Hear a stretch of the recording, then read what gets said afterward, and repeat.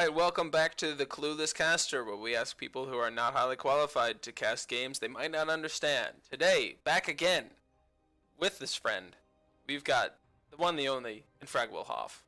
Hello, hello, hello. Thank you for joining us again today on the Happy Clueless to. Caster. Today Happy we've to be got here. a ZVT on Catalyst LE, kind of a larger map and a very technical matchup, Zerg versus Terran. So please, before we begin, give your qualifications as to why we've asked you to be on Clueless Caster today. Well, my main race would probably be Protoss. So, taking that into account, these are the two other races, Terran and Zerg, of which I've played a little bit. I've eked into Platinum, which is high level StarCraft. For those of you not sure Don't how check. the ranking systems work. Yeah, don't That's check. top 1%. Um, but yeah, this was probably one of the matchups I know least about. I do know that with Zerg, usually at the Platinum level, what you want to do is you want to make as many roaches as possible and kill the Terran player before they get to kill you back. As Terran, what you want to do is you want to build a lot of infrastructure, and then you want to take your Marines, load them in medevacs, drop them all around the map, have them all die, and then have roaches come into your base and destroy your infrastructure. So I'm excited to watch this game. Let's go. Let's get into it. You've got control. That's good. All right, so we've got Alex the Terran, and Danberg, the Star Party Pterodactyl. In the bottom right is Alex, the Terran player. And in the top left, again, gosh, Danberg, you're rocking that top left, is the Zerg. All right, what have we got going on here? We've got standard opener of Depot first out of the Terran. Generally the go-to strategy for Terran because besides maybe the engineering bay, it's one of the few buildings you can actually build without first building a depot. Danberg the Zerg sending out his two overlords to get some scouts in. Looks like he's going to be droning up, building a second base with two drones. Double the drones, double the base. We got a barracks and a quick gas out of the Terran. This will allow the Terran to build things like Reapers, probably a reactor, and probably, if I had to guess, Cyclone. No, he'd probably be taking two gases. If I know anything about Terran, which I have never claimed to know anything about. Danberg, it looks like he's taking the long path with his little overlord. And we will follow that for a little bit. Taking a look around the map, looking for proxies. Proxy factory, maybe. Those cyclones. Instead, he goes with a Reaper. Like he's got a Reaper popping out here. No extra gas. He's going to be taking his expansion right now after he gets the orbital command started up. Good news with the orbital command, he can drop mules, or like me, bank his energy until it's been full for about 15 minutes. Realize he can scan all over the map, and then get supply blocked and not be able to drop in supplies. Instead, he goes with the mule and scouts with a Reaper. Building a early second depot, probably because he's building some Marines and a factory. A little late on the factory, but we are in the Platinum League, which in the Platinum League, that's a pretty quick factory. He decides to take his Marine and move him around instead of just patrolling him. I know you could just patrol him and it would work much in the same way, but I don't forget which button that is, so I usually do that too. The Reaper, causing havoc in the corner, getting chased away by Zerglings, managed to get no worker kills, but will still find a way to... He got away.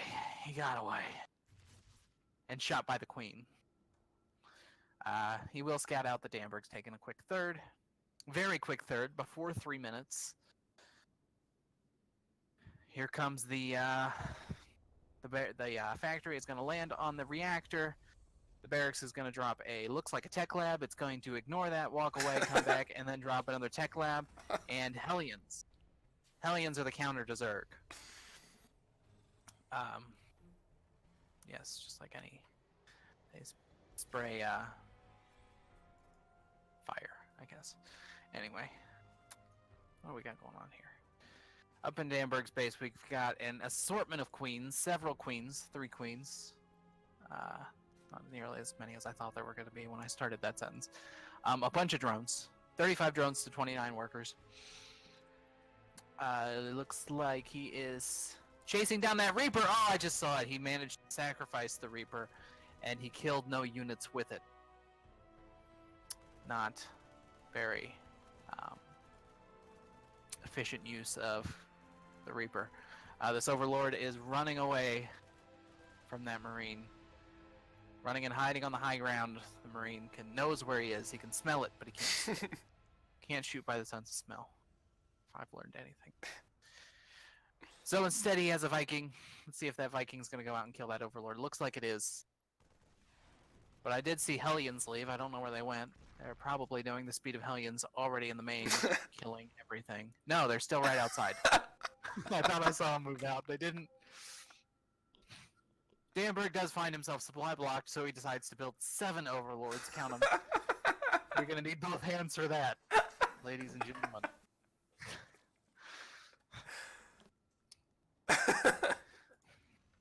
Let's see. It looks like he's building, adding onto the infrastructure, probably going bio as he's building 2 more barracks. Instead of actually using his, I accidentally pinged. Instead of using those Hellions to stop the expansion of Danberg, he's just using them to stop the single Ling run by. Because what counters 1 Ling but 7 Hellions? Danberg completely unprovoked and unharassed, unmolested Danberg. That's what we called him in high school. On 3 almost fully saturated bases. Probably going to start up a gas here soon. I don't know why he would. Trying to figure out what kind of tech he has. He's got an evolution chamber. He's got a... no kind of tech. What is he going for? He's got a baneling nest. He's got hatcheries. I don't know when he's going to get up to that lair. But right now it looks like he's just droning. He's not too worried about what Alex has. Alex has Hellions and they're in his third. But Danberg has a spine crawler and 3 queens. We 3 queens. I don't know where they are. Catalyst, I guess. Looks like Alex has stopped producing SCVs, is happy with the almost 2 saturated bases and 2 gases. The best thing to do when you're expanding and taking a third is to stop making SCVs until that third lands. Because what would those SCVs be doing but wasting time? Also building a 4th. 4 bases, 41 SCVs. That's nearly 10 SCVs per line. That's plenty. What's Danberg got going on? He was scanned somewhere. I wasn't paying attention. He's got a Hydra Den. Researching groove spines. That increases the attack range. If I had to guess, that means that he's not necessarily going for a timing attack, but more for defense. It'll help stop drops and harass, because Hydralisks tend to move fast enough on creep. I like this area between bases with no creep. They just kind of direct their little feet across that. Alex, mounting a force, now has Hellbats, which the nice thing about Hellbats is you can group them in with Marines and move them across the map and they arrive at roughly the same time. Whereas Hellions arrive way ahead of time, get murdered by the Queens, and then your Marines walk in. So it's nice. It seems like a debuff to the Hellion. Actually a buff, lowering their movement speed. The supply lead goes to Danberg, who's currently 67 army supply to Alex's 50, and worker supply has him beaten by about 25%, 58 to 43. But in comes the medevacs, the empty medevacs. The medevacs pull off. The queens slowly try to murder one marine. Here come the Zerglings, murdered by Hellions. Oh, the couple tanks take a couple rounds on the Hydralisks. Queens coming in, shooting. All the Hydralisks were murdered. There go the tanks. One tank remains. Everything's going into those marines. They jump to the tank, murder the marines, take out the Vikings, and 3 medevacs survive. Let's see. Looks like Damberg won the defense, but looking at the resources lost, losing the war.